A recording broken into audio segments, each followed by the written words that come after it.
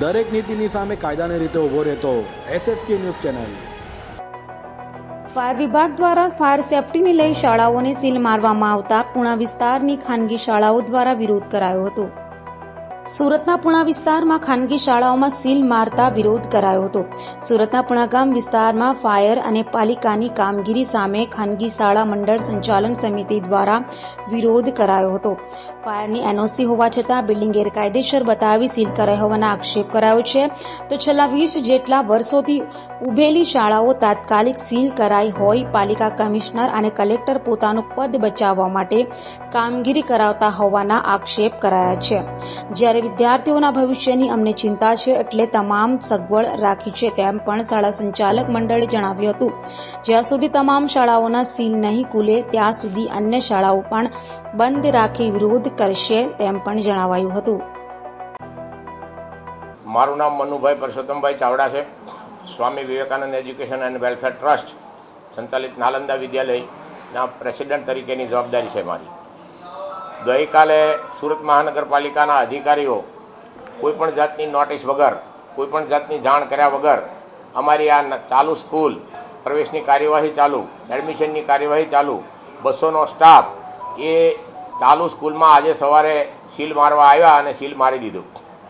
Staff અંદરનો staff અંદર અને બહારનો સ્ટાફ બહાર, કોઈ પણ જાતની જાણ કર્યા વગર આ સુરત ઝોનના અધિકારીઓ પોલીસ બંદોબસ્ત સાથે, પોલીસ સિક્યુરિટી સાથે આવીને બહાર લોક મારી દીધું।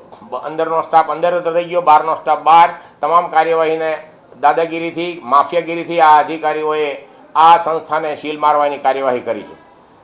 અમે એમને રિક્વેસ્ટ કરી કે ભાઈ તમારી પાસે સીલ મારવા માટેનો કોઈ પણ પ્રકારનો ઓર્ડર હોય, કોઈ પણ પ્રકારનો હુકમ હોય, કોઈ પણ પ્રકારની નોટિસ હોય અને નોટિસ વગર તમે શૈક્ષણિક સંસ્થાને, ચાલુ શૈક્ષણિક સંસ્થાને 30 વર્ષથી ચાલતી સંસ્થાને તમે આજે કઈ રીતે તમે સીલ મારી શકો નોટિસ વગર? તો આવી જે કાર્યવાહી કરવામાં આવી છે તે તદ્દન ગેરકાયદેસર કાર્યવાહી છે અને એમને હાઈકોર્ટ અને સુપ્રીમ કોર્ટમાં ચેલેન્જ કરવામાં આવશે। તમામ અધિકારીઓ ઉપર ફોજદારી કાર્યવાહી કરવામાં આવશે અને આ મ્યુનિસિપલ કમિશનર અને કલેક્ટરશ્રીને પણ જાણ કરીને એમની પર પણ લીગલી કાયદેસરની કાર્યવાહી કરવામાં આવશે। આવી માફિયાગીરી, દાદાગીરી અધિકારીઓ અને સરકારી બાબુઓ કઈ રીતે કરી શકે? એક શૈક્ષણિક સંસ્થા છે, બાળકોને જ્યાં શિક્ષણ મળતું હોય, જ્યાં પ્રવેશની કાર્યવાહી ચાલતું હોય, તમામ પ્રકારની ચાલુ કાર્યવાહી આવીને સીલ મારી દે, અંદરનો સ્ટાફ અંદર, બહારનો સ્ટાફ બહાર, આવી આ ગેરકાયદેસર પ્રવૃત્તિ છે અને આ માફિયાગીરી છે।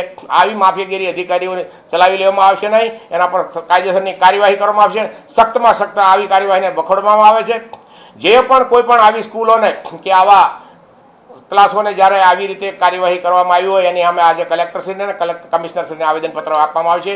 આ શાળા સંચાલક મંડળ સુરત શહેર અને સમગ્ર ગુજરાતનું શાળા સંચાલક મંડળ આ કાર્યવાહીને વખોડી કાઢે છે। દિવ્યેશભાઈ ચાવડા આજરોજ અહીંયા સુરતના પુણાગામ ખાતે પુણાગામની સ્કૂલોને સુરત મહાનગરપાલિકા દ્વારા કોઈપણ પ્રકારની લેખિત નોટિસ આપ્યા વગર કે લેખિત હુકમ વગર જે સીલ કરવામાં આવી છે સંપૂર્ણપણે ગેરકાયદેસર છે। અમારી તમામ શાળાઓ મહાનગરપાલિકાના કાયદાથી કાયદેસર છે, ફાયર સેફટી NOC ધરાવે છે તમામ શાળાઓ। તેમ છતાં આ જાડી ચામડીના અધિકારીઓ હાઈકોર્ટમાં સારું દેખાડવા માટે થઈ અને માત્ર પોતે કામગીરી કરતા હોય એ દેખાડવા માટે થઈ અને શાળાઓને જ્યારે સીલો કરવામાં આવી છે પુણાગામની, ત્યારે આ પુણાગામના શાળા સંચાલક મંડળે આજે નિર્ણય કર્યો છે કે જ્યાં સુધી તમામ શાળાઓના સીલ એક સાથે મહાનગરપાલિકા નહીં ખોલે ત્યાં સુધી અનિશ્ચિત મુદત માટે તમામ શાળાઓ બંધ રહેશે અને આવનારી 9 તારીખથી જે સત્ર ચાલુ થવાનું છે એ સત્રમાં બાળકોની ભણાવવાની જવાબદારી, સંપૂર્ણ જવાબદારી સુરત મહાનગરપાલિકાના મ્યુનિસિપલ કમિશનર અને કલેક્ટરશ્રીની રહેશે। તંત્ર અચાનક જાગૃત થયું છે રાજકોટ જે ઘટના બની ત્યારબાદ, પરંતુ કોઈપણ પ્રકારની આદેશ કે સૂચના વગર રાત્રે 7 વાગે, 8 વાગે, 8:30 વાગ્યા સુધીમાં સીલ મારી દેવા એ યોગ્ય બાબત નથી। કોઈપણ પ્રકારનો સંજોગ અમને આપ્યા નથી, કોઈપણ પ્રકારનો સંકેત આપ્યો નથી અને પુણાગામની તમામ સંચાલક મિત્રો અહીંયા ઉપસ્થિત છે અને એક સાથે બધી સ્કૂલોમાં સીલ મારી દેવા એ યોગ્ય બાબત ગણાતી નથી, જેમાં બાળકોનું ભવિષ્ય અટવાય છે। 10 અને 12નું રિઝલ્ટ હમણાં ડિક્લેર થયું છે, કોલેજના ફોર્મ ભરવાની કાર્યવાહી ચાલુ છે। સાથે સાથે સરકારે પણ નમો લક્ષ્મી યોજનાના માત્ર 2 દિવસ અમને ફાળવ્યા છે, તો 2 દિવસની અંદર આ કાર્યવાહી છે અમે કરી શકીએ નહીં। હાલ અત્યારે સ્કૂલોમાં સીલ મારવું એ કાર્યવાહી પણ યોગ્ય ગણાતી નથી, તો એના માટે અમે અહીંયા ઉપસ્થિત થયા છીએ। દરેક નીતિની સામે કાયદાની રીતે ઊભો રહેતો SSK ન્યૂઝ ચેનલ।